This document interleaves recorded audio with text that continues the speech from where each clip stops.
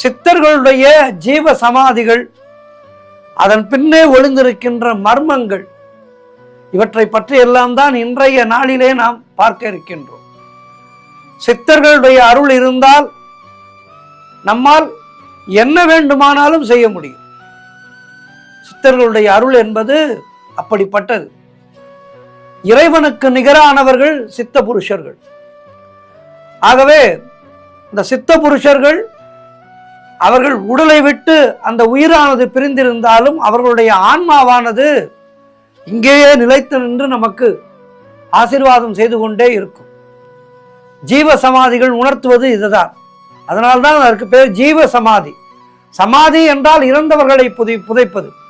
ஜீவ சமாதி என்பது தன்னுடைய உடலை மட்டும் விட்டுவிட்டு ஆன்ம பலத்தால் இறைவனை அடைந்தவர்கள். ஆகவே ஜீவ சமாதிகளுக்கென்று மிக நுட்பமான ஒரு ஆன்மீக தேடல்கள் உண்டு. அப்படிப்பட்ட ஜீவ சமாதிகளுக்கெல்லாம் நாம் செல்லும் போது நம்மை அறியாமல் அந்த இறை உணர்வானது நம்முள்ளே எழும். உடல் பயிர்கூச்செறியும் என்று சொல்வார்கள். அதையெல்லாம் நாம் இந்த ஜீவ சமாதிகளுக்கு செல்லும் போது உணரலாம். இந்த ஜீவ சமாதியின் முக்கியத்துவம் என்பது தெளிவாக வரையறுத்து கூறப்பட்டிருக்கின்றது. ஜீவ சமாதி என்பது அதே போல் வெறும் இந்து மதத்திற்கானது மட்டுமல்ல, எல்லோருக்குமானது.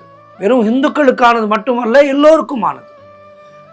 தமிழகத்திலே இஸ்லாமிய மற்றும் கிறிஸ்தவ ஞானியருடைய அடக்கத்தலங்கள் கூட புகழ்பெற்ற வணக்கத்தலமாய் இருப்பதை இதற்கு உதாரணமாக காட்ட முடியும்.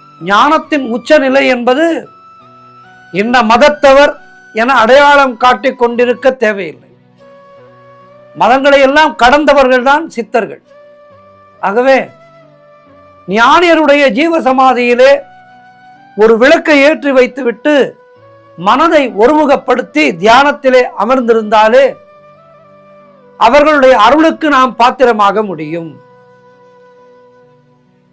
ஆகவே அங்கு நல்ல ஆராதனைகள், சடங்குகள் போன்றவற்றை செய்கின்றார்கள். ஞானியர் என்பவர், சித்த புருஷர்கள் என்பவர்கள் சடங்குகள், சம்பிரதாயங்கள் இவற்றுக்கெல்லாம் அப்பாற்பட்டவர்கள் ஆயினும் அவர்களை நாம் ஒரு தெய்வ நிலையிலே பார்க்கின்ற காரணத்தினாலே இவற்றை எல்லாம் நாம் செய்கின்றோம். கடந்த காலத்திலே ஏற்பட்ட அசாதாரணமான நிகழ்வுகளினால், தற்போதைய சூழலினாலும் இந்த சித்த புருஷர்களுடைய பராமரிப்பு என்பது, அவர்களுடைய ஜீவ சமாதிகளுடைய பராமரிப்பு என்பது சற்று தொய்வாக இருக்கின்றது என்று சொல்லலாம்.